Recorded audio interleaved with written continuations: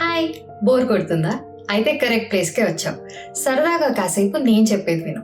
నేను ఎప్పుడు ఏదో ఒకటి అలా చెప్తూనే ఉంటాను అనుకో. ఇప్పుడు నాకు ఒక డౌట్ వచ్చింది.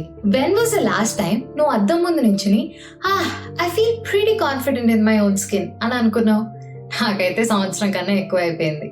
అందుకే అద్దంలో చూసుకోవడమే మానేసా.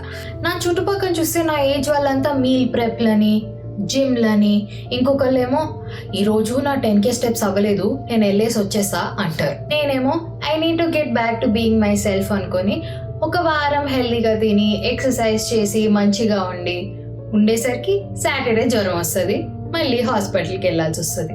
ఇదే లూప్లో తిరుగుతుంది. ఇలా ఉంటే వీడియో కాల్ చేసి ఏంట్రా విత్ బుగ్గలు వచ్చాయి అంటారు. ఐ నో, అందుకే కదా ఫీల్ అవుతుంది. ఒక డ్రెస్ కొనుక్కొని అది కొన్ని రోజుల తర్వాత వేసుకుంటే అది పట్టకపోతే ఆ ఫీలింగ్ ఎలా ఉంటుందో తెలుసా?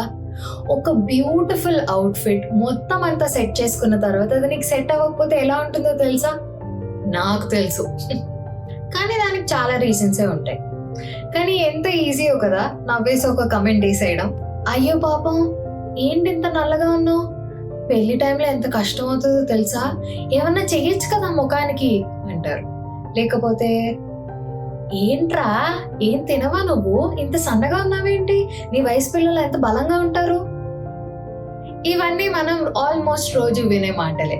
అప్పుడు ఆలోచిస్తే అర్థమైంది, we have internalized this toxic behavior with our bodies way too much that anything slightly out of perfect seems like you're not worthy, you're not beautiful. And also ఇవన్నీ సడన్ గా వచ్చినవి కాదు, చిన్నప్పటి నుంచి మనకు చెప్పి చెప్పి చెప్పి మన బ్రెయిన్ లో అది ఉంచేస్తా ఉంటారు.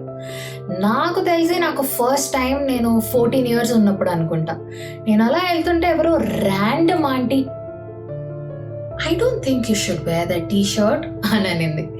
లేదా నేను ఇంజనీరింగ్లో అలా నడుస్తూ ఉంటున్నప్పుడు నా క్లాస్మేట్స్ అందరితో అంతమంది మధ్యలో నాకు ఒక్కదానికే ఒకరు వచ్చి ఒక వెయిట్ లాస్ ప్యాంప్లెట్ ఇచ్చి వెళ్ళిపోయారు. అంతమంది ఒకేసారి నవ్వారు, నేను కూడా వాళ్ళతో పాటు నవ్వేశాను. ఇట్ ఈస్ ఈజియర్ కదా వాళ్ళతో పాటు మన మీద మనమే నవ్వేసుకోవడం. అండ్ యూ నో వాట్, ఇదంతా నాకు తెలుసు, ఇది నాకు స్ట్రెస్ వల్ల అవుతుందని. అండ్ నేను చేయాల్సిందంతా చేస్తున్నాను, but my doctors have asked me to take it slow అని. కానీ ఇదంతా ఇన్ని లాజిక్లు అప్పటికప్పుడు గుర్తురావు కదా. And I know I'm not alone అని.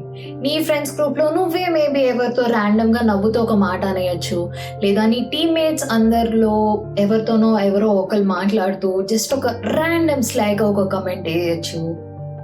అప్పటికప్పుడు నవ్వేసుకుంటాం, కానీ తర్వాతే తీరిగ్గా వాటి గురించి కూర్చొని ఆలోచిస్తాం.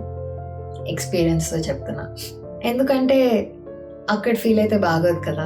If you're going through something like this, it's okay, you're fine just the way you are. Scale మీద నంబర్ మారినంత మాత్రాన నీ గురించి అన్నీ మారిపోవు. అండ్ బాడీలో కొంచెం చేంజ్ వచ్చినంత మాత్రాన నీ వాల్యూ తగ్గిపోదు. Remember, you're not less beautiful, you're not less worthy, and you're definitely not alone. ఇదంతా నీకు చెప్తూ ఒక రకంగా నాకు నేను నచ్చి చెప్పుకుంటున్నాను. Because I am also just trying to learn to love my body just the way it is. And నువ్వే వేరే వాళ్ళని ఏమైనా అంటుంటే గనక ఒక్కసారి ఆలోచించు. Not everybody is as perfect as you and everybody is different. What are they going through అనేది మనకు తెలియదు కదా. సో ఒక్కసారి నువ్వు ఏమైనా అనే ముందు ఆలోచిస్తే maybe they'll also feel better, they'll also know that you're kind enough. నువ్వు కనుక ఇలాంటివి ఏమైనా ఫేస్ చేస్తుంటే నాకు చెప్పు. మేబీ నీ కమెంట్ చూసి వేరే ఎవరికైనా కూడా దే ఆర్ నాట్ అలోన్ అన్న భరోసా వస్తుందేమో. చాలా చెప్పేశాను కదా, నువ్వేమనుకుంటున్నావు కూడా నాకు చెప్పు. Until then, this is me, India Mai, Ritika Sana signing off. Na Insta ID Ritika Writes. Do love, listen and follow Saradaga Kasepu on my YouTube channel Ritika Sana. Also, Saradaga Kasepu is now streaming on all major platforms like YouTube, Instagram and Spotify.